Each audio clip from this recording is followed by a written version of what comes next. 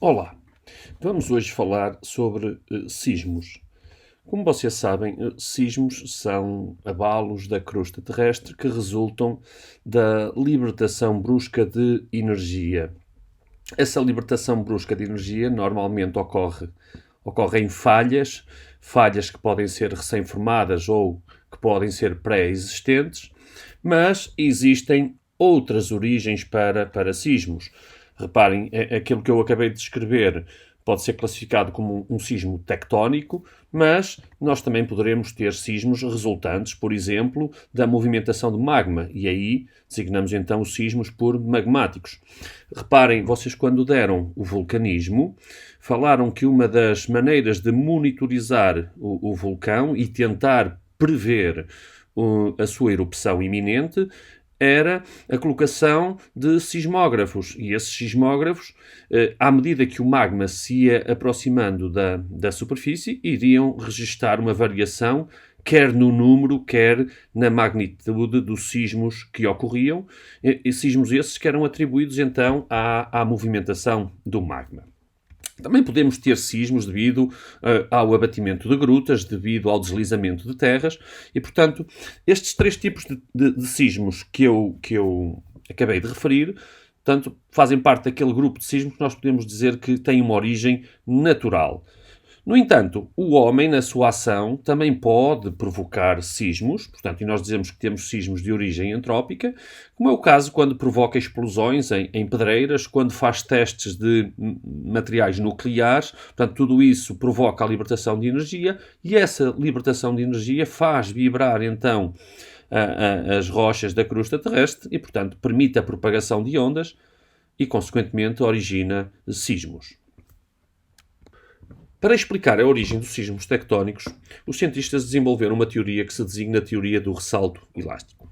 Segundo esta teoria, existem forças que atuam nas rochas e, fruto da ação dessas forças, as rochas deformam e acumulam essa energia. É o que se passa quando nós seguramos uma vara entre as mãos e começamos a exercer nas extremidades forças. A vara vai acumulando energia e, ao mesmo tempo, vai deformando. Nas rochas, este acumular de energia pode demorar dezenas ou milhares de anos. Tudo depende da rocha e tudo depende de quanta força é exercida sobre as rochas.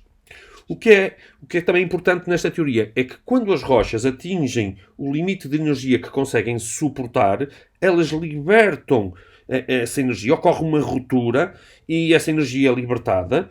Energia essa que é libertada sob a forma de ondas vibracionais que se vão deslocar em todas as direções. Imaginem quando em Hollywood, nos filmes, querem fazer uma explosão, a explosão ocorre e nós vemos que a energia é libertada em todas as direções. É a mesma coisa que se passa aqui então nos sismos. E, portanto, ao ser essas ondas vibracionais, ao serem libertadas em todas as direções, vão fazer com que as superfícies rochosas, ao fim e ao cabo, também vibrem. Esta libertação de energia pode demorar alguns segundos ou pode demorar alguns minutos. Tudo depende de quanta energia estava acumulada. Pergunto a vocês, então, mas porquê é que se chama então teoria do ressalto elástico? E chamam então agora a atenção para a figura que vai aparecer. Chama-se teoria do ressalto elástico porque após a libertação de energia, nós vemos que os blocos se deslocaram um relativamente ao outro. E daí dizemos então que ocorreu um ressalto. Mas, porquê elástico? Bom, o comportamento elástico é um comportamento que eu já descrevi aqui num dos vídeos anteriores. Vou deixar aí o link. Mas, basicamente, consiste em quê? Quando sujeito a uma força, o corpo deforma, mas quando a força deixa de ser exercida, o corpo volta à forma inicial. Ora, e se vocês repararem nas rochas aqui no fim, reparem que elas estão não deformadas, mas sim como estavam no início. Ou seja, voltaram à sua forma inicial. Daí a designação de elástico para esta teoria e porque se movimentaram uma relativamente à outra. A designação de ressalto. Se formos à nossa vara, quando então a vara não consegue acumular mais energia, ocorre a ruptura, similar ao que ocorreu então nas rochas. Nós sentimos que as varas vibram, é verdade, e além disso liberta-se energia sonora, porque nós ouvimos a vara a rachar. E cada uma das varas que se formou está direitinha, tal como a vara estava no início. Daí então a designação para esta teoria de teoria do ressalto elástico. Quando falamos de sismos, temos que falar num conjunto de conceitos. O primeiro conceito que eu vos quero falar é do hipocentro ou foco, que é o local, então, onde ocorre a ruptura, onde é libertada a energia, onde se propagam um conjunto de ondas que a seguir vamos ver quais são, ondas essas que, relembro, se propagam em todas as direções. E, portanto, eu deveria fazer aqui um desenho tridimensional, mas não consigo, e, portanto, aqui estamos a ver bidimensionalmente. O local à superfície onde as ondas sísmicas chegam em primeiro lugar e que normalmente é na vertical do foco, designa-se então de epicentro. Quanto à profundidade do hipocentro ou foco, nós vamos ter que há hipocentros que estão mais acima, que são então aquilo que nós designamos de superficiais, portanto, quando a profundidade é inferior a 70 km. Depois vamos ter sismos profundos, quando a profundidade do foco é superior a 300 km, e logicamente, sismos que tenham o foco localizados entre os 70 e os 300 km vão-se designar de intermédios quanto à profundidade do foco. Vamos agora falar das ondas sísmicas. Nós vamos dividir as ondas sísmicas em dois grupos. Um grupo de ondas que vai ser formada no hipocentro e que resulta então diretamente da libertação de energia, quando da ruptura dos materiais rochosos. Portanto, vamos ter ondas primárias, as ondas primárias que serão as mais rápidas e que serão designadas de longitudinais, já vamos ver porquê, e que se propagam então em meios sólidos, líquidos e gasosos. Também serão libertadas ondas S, ou secundárias, que serão designadas de transversais e que têm a particularidade de apenas se propagarem nos meios sólidos. Fruto da interação destas ondas com os materiais rochosos à superfície, irão ser originados mais dois tipos de ondas. As ondas Love, que eu daqui a pouco descreverei, e as ondas de Rayleigh.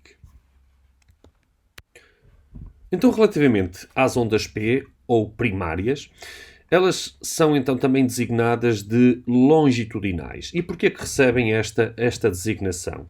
Reparem aqui nesta animação que eu aqui tenho. Portanto, a onda está a deslocar-se nesta direção. Vamos escolher esta direção. E se repararem com atenção, as partículas que aqui estão vão sofrer a deformação numa direção semelhante à direção de propagação da própria onda. Daí que a onda se designe de longitudinal. Portanto, porque efetivamente faz vibrar as partículas na direção de propagação.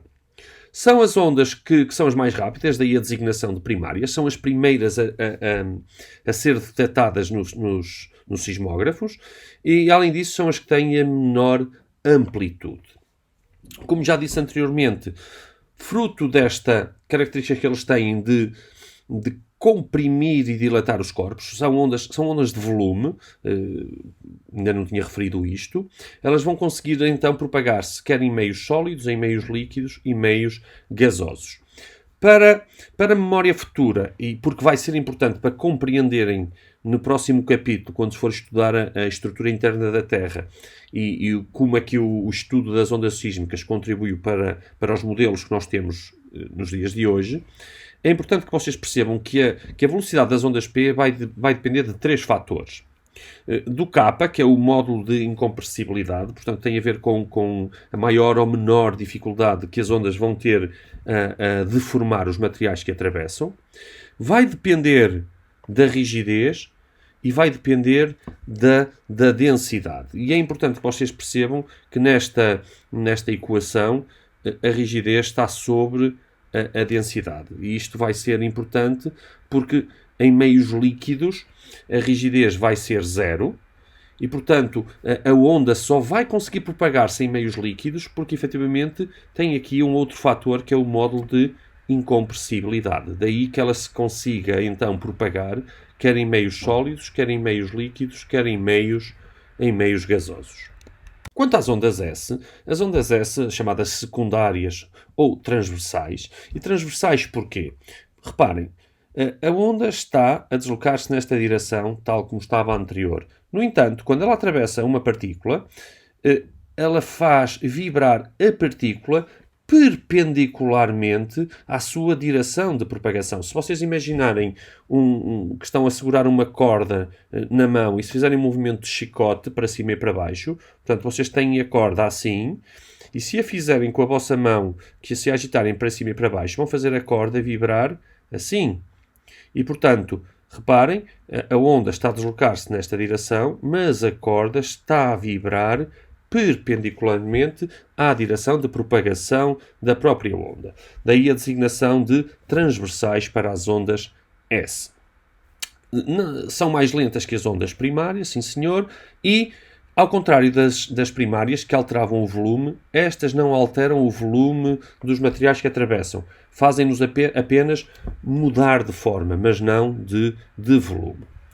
E o que é outra coisa interessante é que apenas se propagam em meios sólidos. Porquê? Se formos ver a equação da propagação das ondas S, a velocidade das ondas S depende apenas da rigidez e da densidade dos corpos. Ora, se no meio líquido a rigidez do material é zero, esta fração vai dar, logicamente, zero e, portanto, a onda S não se propaga em meios líquidos.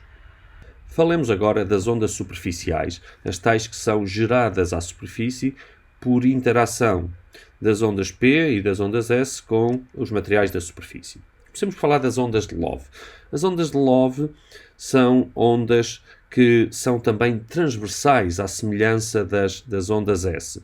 No entanto, as ondas de Love, eu digo aos meus alunos um bocadinho a brincar que o amor nos faz rastejar, e portanto as ondas de Love o que vão fazer é, se eu tenho aqui a direção de propagação da onda de Love, ela vai fazer então os materiais vibrar perpendicularmente à sua direção de propagação, mas, se quisermos aqui, na horizontal, ou seja, paralelo ao solo, como se fosse uma cobra a rastejar. E, portanto, essas são as ondas de Love. Quero já acrescentar que as ondas superficiais, quer as de Love, quer as de Rayleigh, que vamos ver a seguir, são as ondas de maior amplitude e que, portanto, são as mais destrutivas. São as ondas que provocam a maior destruição, a maior parte dos estragos quando ocorrem sismos. Para acabar, vou falar das ondas superficiais de Rayleigh. Portanto, são umas ondas também que são formadas à superfície e que fazem as partículas vibrar numa trajetória elíptica. Parece uma onda marinha, mas em vez de andar para a frente, anda para trás. Isto é, a direção de propagação é neste sentido e os materiais vão girar assim. Portanto, é uma onda, mas que parece que está a andar para trás. Ou seja, a rotação, como eu digo aqui, é no sentido contrário ao da propagação da onda. Espero que tenham gostado. Esta primeira parte está concluída. Farei depois uma segunda parte onde falarei então dos sismogramas, dos sismógrafos e das escalas de Mercalli e de Richter. Obrigado, deixem o vosso gosto. Qualquer dúvida podem colocar na secção de comentários e até à próxima.